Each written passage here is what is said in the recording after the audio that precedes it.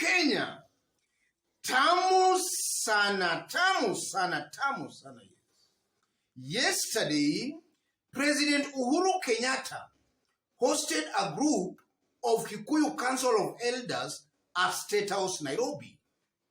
And from the information that is now in public domain, Uhuru Kenyatta explained to the Council of Elders why actually they parted ways with William Ruto. William Ruto wanted to impeach him. And then Uhuru Kenyatta went further to urge or rather request the Council of Elders to campaign or rather to support Raila's presidential bid. That's exactly what transpired at State House, Nairobi yesterday. So in this video, I want us to dig deep to see exactly what prompted Uhuru Kenyatta to host Kikuyu Council of Elders at State House, Nairobi yesterday, and what that means politically. Yes, that's what I want us to find out in this video. In case you've bumped here for the very first time, kindly subscribe, give this video a like. Give it a like, please. Yes. Some few days ago, Moses Kuria shocked the whole nation when he brought up the issue of an oath that was taken in 1969.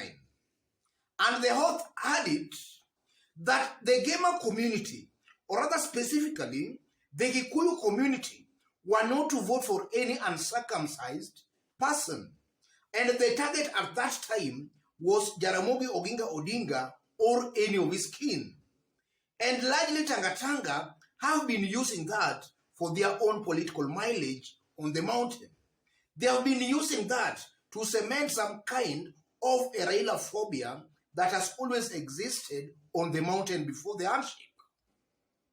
And largely, if you look at Dennis Itumbi and Moses Kuria, as late as today and even yesterday, they are still using that cleverly to actually still cement that belief, that Raila phobia that existed before the handshake on the mountain. So they have actually been trying to use that for political mileage. And that is so because for so many years, the two communities, Kikuyus and the Luo community, they have been at loggerheads politically. And such kind of issues have always been used to divide these two communities. So Moses Kuria and William Ruto, because their politics largely is based on ethnic division, they divide communities so that they can actually get political mileage. That's what their politics is all about. So they wanted to actually use that to remain relevant on the mountain. And they have actually been using that. So Uhuru Kenyatta, in my considered opinion, that might have forced Uhuru Kenyatta to actually invite Kikuyu Council of Elders to State House. Because, you know, Moses Kuria also said that unless that oath is maybe unturned, then any Kikuyu or anybody from Gema community who supports Raila Molo Odinga, or maybe to a larger extent, the Luo community, is actually cast. So Uhuru Kenyatta might have been prompted or forced to actually invite the Council of Elders to State House, maybe to actually kill that kind of a perception. Because politics is purely perception. What Moses Kuria said, I know, does not hold any water at all. That's just politics. And you know, it's all about perception.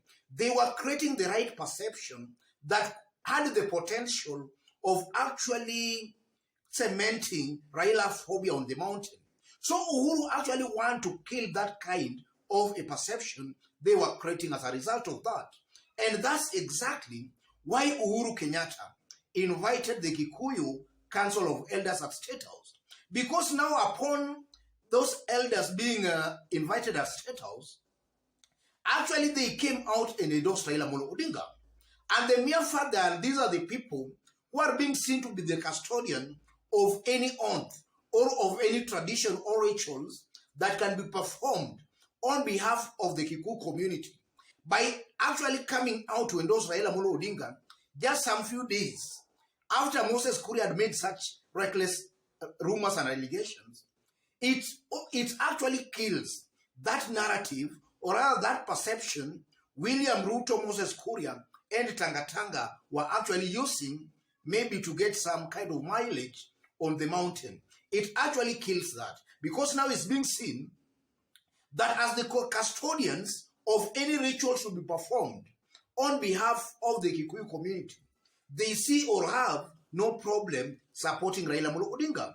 So they are just telling the Kikuyu community, the gamer community, that all is safe. Supporting Raila Amolo Odinga cannot earn anybody a curse. It's safe for any Kikuyu community or any gamer community to actually support Raila Amolo Odinga. That's what I'm seeing that might have prompted Uhuru Kenyatta to invite the Council of Elders to State House. It's just a perception kind of a war. Tangatanga, Moses Kuria, William Ruto, they are playing politics of perception. So Uhuru Kenyatta is also trying to thwart that by actually inviting the Kikuyu Council of Elders to kill that perception they were trying to create. What does that mean politically for William Ruto and Uhuru Kenyatta, largely on the mountain? If you look at the recent political development on the mountain, in the few days, Jubilee Party has actually been gaining massively at the expense of Tangatanga, Kenya Kwanza Alliance. We have been seeing some major defections from William Ruto's side to Uhuru Kenyatta's side. And then the mere fact that Uhuru Kenyatta also took that opportunity and occasion to actually tell the Council of Elders that William Ruto wanted to impeach him. Uhuru Kenyatta is also just playing the kind of sympathy kind of politics. Uhuru Kenyatta is just evoking emotions. And I've always maintained in this YouTube channel that it will reach a point where now the gamer community will be forced to choose between the two. To choose between their son and somebody who actually helped their son. And when it reaches that stage, then emotions will actually work wonders. In this case, Uhuru Kenyatta is just trying to create some emotions that this person here, this person who we were voted for together, actually wanted to impeach me and then inherits my seat. And that can augur very negatively for William Ruto on the mountain. Because now Gema residents will now be actually reminded that somebody wanted to cause harm to their son or to injure their son politically. So in that, as that peaks on the mountain, the sympathy William Ruto has all along been enjoying on the mountain will easily dissipate. Because right now, William Ruto's popularity on the mountain, as I talk, is just based on, is all dependent on Uhuru Kenyatta. That is a sympathy, largely, that is a support or rather popularity based largely on sympathy. And that sympathy can easily dissipate when Uhuru Kenyatta also appears to have been a victim of this leader. Because all along, Uhuru Kenyatta was being seen as the aggressor. Somebody was actually fighting a very innocent William Ruto. So that confession by Uhuru Kenyatta again also just shows clearly that now Uhuru Kenyatta was actually the victim. He was held captive or rather hostage by William Ruto. So that has a very negative political connotation on William Ruto. It has the potential of actually denying William Ruto the sympathy that has been giving him popularity on the mountain.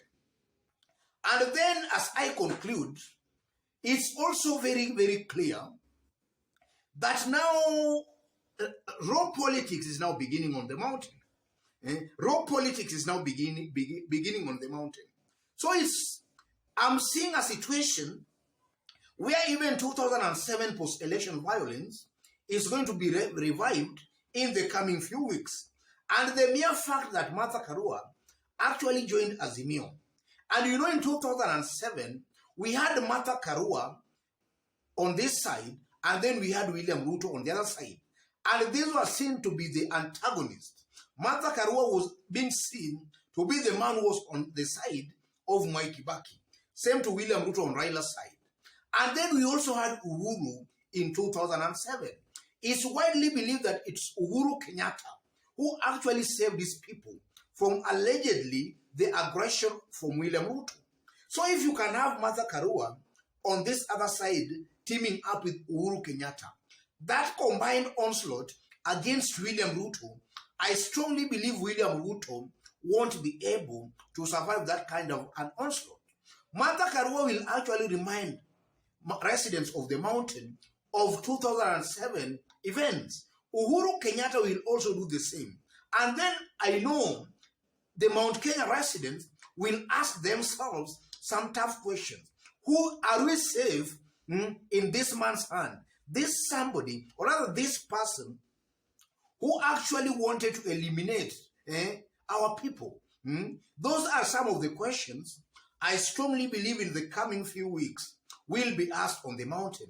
And as those questions will be asked on the mountain, just as I've been saying in this YouTube channel, by August this year, the mountain, almost to the last person, I'm seeing the mountain tilting towards the side of President Uhuru Muigai Kenyatta. That is how our politics actually is. That's Kenyan politics. It's not rocket science. I'm seeing a very high possibility of the mountain, a good majority of residents of Mount Kenya actually warming towards Uhuru Kenyatta and Uhuru Kenyatta's candidate. And now that will actually bring us to what has all along been happening in Kenya. A candidate contesting for the presidency for the very first time. That candidate tends to get votes only from his ethnic community. 2022 won't be an exception.